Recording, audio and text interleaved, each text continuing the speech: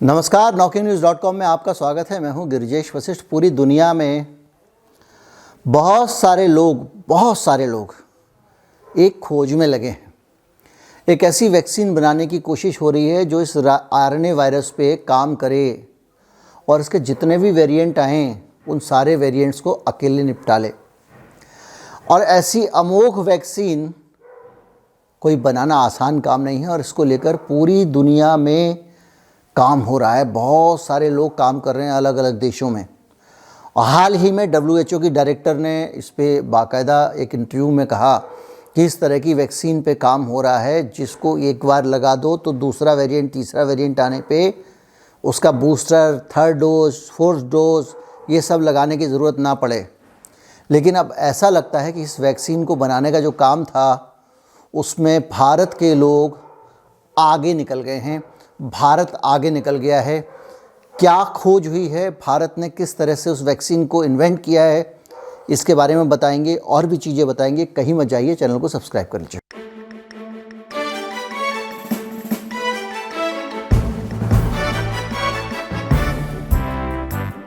ये खोज कर जो हुई है, इस खोज में एक ऐसी वैक्सीन बनाई गई है जो कोरोना वायरस का जो वंश है उस पूरे के पूरे वंश को काबू कर लेगी। आप चाहे वो नया वर्ज़न हो या पुराना वर्ज़न हो, किसी भी तरह का कोरोना वायरस अगर है वो इस वैक्सीन से कवर हो जाएगा। यानी आपने अगर ये वैक्सीन लगवा ली, ऐसा इनका दावा है, तो आपको वो सारे के सारे कोरोना वायरस से प्रोटेक्शन देगी।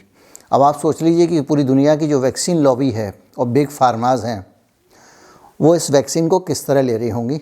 बहरहाल भारत की एक छोटी सी काजी नजरुल विश्वविद्यालय यूनिवर्सिटी है। उस यूनिवर्सिटी में कुछ जो प्रोफेसर्स हैं वो, और इसके बाद जो आसनसोल में है, इसके अलावा भारतीय विज्ञान शिक्षा अनुसंधान संस्थान, Indian science education research institute है, उसने मिल के ये भुवनेश्वर में है और इन दोनों जगहों के वैज्ञानिकों ने ये वैक्सीन तैयार की है जो कि पेप्टाइड वैक्सीन है, जो सारे के सारे जो इसके वर्जन्स होंगे कोरोना वायरस के उसको कवर करेंगे और ये बीमारी के हर प्रकार के वेरिएंट से रक्षा कर सकती है। अल्फ़ा, बीटा, गामा, डेल्टा, या जो पुराना वाला जुकाम वाला कोरोना वायरस होता था जो हमने बचपन में देखा था, उन सारी चीज़ों को ये वैक्सीन कवर कर सकती है। और इनके जो रिसर्च को अभी से इन्होंने एक रिसर्च पेपर जो है वो पब्लिश करने के लिए एक बड़ी कंपनी वो तैयार हो गई है। बल्कि ये जर्नल ऑफ मॉलिक्यूलर लिक्विड्स जो है उसने इसको स्वीकार कर लिया है और वहाँ पे अब ये रिसर्च प्रकाशित होगा। यानी ये प्री पब्लिश फेज में है और जैसे ही ये रिसर्च प्रकाशित होगा इसके साथ बहुत सारे लोगों की आंखें इसके आसपास टिक जाएंगी। तो जो भारत के हमारे वैज्ञानिक हैं, अब सरकार को चाहिए कि इनको संभाल के रख ले।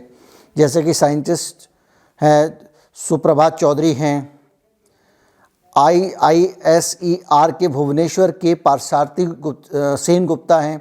मैं इसलिए इनके नाम ले रहा हूं क्योंकि इनकी उपलब्धि है। भारत के वैज्ञानिक हैं, सरोज कुमार पांडा हैं, मलय कुमार राणा हैं, और उनका दावा है कि ये टीका अत्यधिक स्थिर और एंटीजेनिक और इम्यूनोजेनिक पाया गया है। इसका मतलब क्या हुआ कि इसका प्रभाव परमानेंट रहेगा और ये एंटीजेनिक होगा, ये अच्छी तरह से उसको कंट्रोल करेगा, और इम्यूनोजेनिक है यानी ये आगे से भी उसको भी फैलने से रोकेगा। ये हमारे शरीर की रोग प्रतिरोधक क्षमता को बढ़ाएगा। अब ये कंप्यूटेशनल मेथड के ज़रिए वैक्सीन डेवलप की गई है। अब जब ये वैक्सीन आएगी तो आने के बाद में जाहिर बात है कि ये दुनिया में वैक्सीन का कितना बड़ा कारोबार है।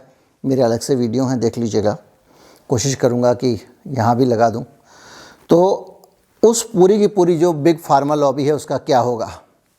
भारत के DRDO ने, भारत सरकार के DRDO ने दूसरी लहर में जब ऑक्सीजन की किल्लत थी, दूसरी चीज़ें हो रही थी, तो एक पुड़िया बनाई थी खाकी रंग की और कहा था कि इसको आप दे देंगे तो ये क्या करेगा कि कोरोना वायरस जो है जब वो आपके शरीर में जाएगा और सेल से अटैच होने के लिए जाने लगता है तो ये उसके साथ में एक फॉल्स तरीके का ऐसा एटमॉस्फेयर बनाएगा कि ये इस दवा को ही कोरोना वायरस समझेगा ये सेल है और ये दवा उसका जो रिसेप्टर्स होते हैं उनकी तरह उसको दिखाई देगी और वो इस दवा से चिपक जाएगा, और जैसे गुड़ में मक्खी लिपट जाती है वैसे उसके कोरोना वायरस के ये जो स्पाइक प्रोटीन होते हैं वो उस दवा में उलझ जाएंगे। उसके बाद वो ज़्यादा मनुष्य को नुकसान नहीं पहुंचा पाएगी, ये कहा गया था। और ये दवा हमारे यहाँ पे लॉन्च हुई थी बड़ी आन बान और शान के साथ। अब पता नहीं चला कि ये दवा कहाँ गई। भारत सरकार ने इस दवा की सुध भी नहीं ली। उसके बाद में दवा आ गई, अस्पतालों में पहुंचा दी गई। अब इसके दो वजह हो सकती हैं। एक तो ये वजह हो सकती है कि भारत में जिस तरह का कोरोना वायरस को लेकर पैनिक था, उसमें सरकार ने सोचा हो कि एक उम्मीद की किरण दिखा दें और एक दवा निकाल दी हो जो बाद में फुस फटाका हो गई हो। लेकिन DRDO defence research and development organisation है, वो कम से कम इस तरह की चीज़ों में शामिल हो, इसकी उम्मीद कम की जाती है लेकिन कम की जाती है। तो अगर ऐसा नहीं है तो फिर दूसरी संभावना ये बनती है कि उस पूरी दवा को वैक्सीन लॉबी ने दबा दिया। नहीं तो मुमकिन ही नहीं था कि भारत में एक दवा का आविष्कार हुआ, एक दवा जिसको कहा गया कि ये इतनी कामयाब दवा है, एक सैशे है, घोल के पानी में पी जाने भर से ये एडवांस लेवल पे, हॉस्पिटलाइजेशन के लेवल पे भी लोगों की मदद कर सकती है। वो दवा गायब कहाँ हो गई? ये अपने आप में बड़ा सवाल है। और अब तो कोई इसके बारे में बात भी नहीं करता। जिस मीडिया ने उसके ढोल बजाए थे वो मीडिया भी उसको भूल गया है।